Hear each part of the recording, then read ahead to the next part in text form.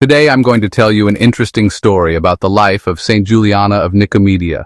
Saint Juliana is also known as the patron saint of sickness and young women. She was born around the end of the 3rd century in the small city of Nicomedia of what is now Turkey. She grew up during a time when Christianity was spreading quietly, but was still persecuted by the Roman Empire. Her father was a wealthy pagan official, and she was raised in a traditional Roman religion. But from an early age, Juliana was drawn to the Christian faith. She secretly learned about Jesus Christ and began to believe in him, even though it was dangerous to do so. As Juliana grew into a young woman, her beauty and noble character caught the attention of a Roman senator named Lucius. He asked for her hand in marriage and offered her a huge dowry. Her father was eager for her to accept such a powerful suitor, knowing that a big bridal gift was waiting for her to receive. However, Juliana had dedicated her life to Christ and made a private vow to remain faithful to him. She told Lucius that she could not marry a man who did not share her Christian faith, and she refused the marriage. Her refusal enraged both Lucius and her father.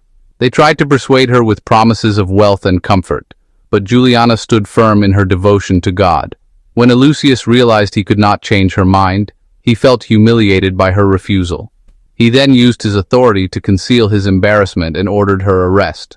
She was then brought to court on charges of being a Christian and not following Roman religion. She was asked to worship the Roman gods and marry Lucius to show her sign of loyalty to the empire. Juliana boldly refused, declaring that she would worship only the one true God.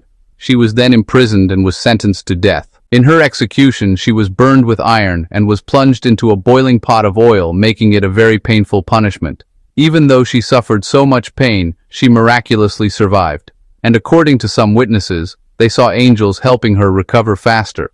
While she was recovering, the devil secretly appeared to her and tempted her to renounce her faith. But when she invoked the name of God, the devil disappeared, and then she prayed to God to forgive her persecutors and to give her strength and courage.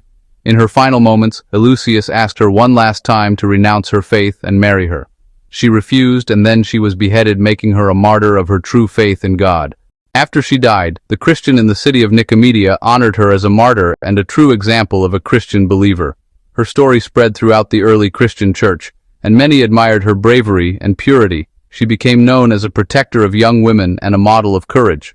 Today, the remains of her body are kept inside the Basilica of Naples, located in Italy, where people come to offer prayers and petitions. She is also venerated as the patron saint of sickness and young women, and her feast day is celebrated every 16th of February. If you like stories like this, support us, follow, like, and subscribe.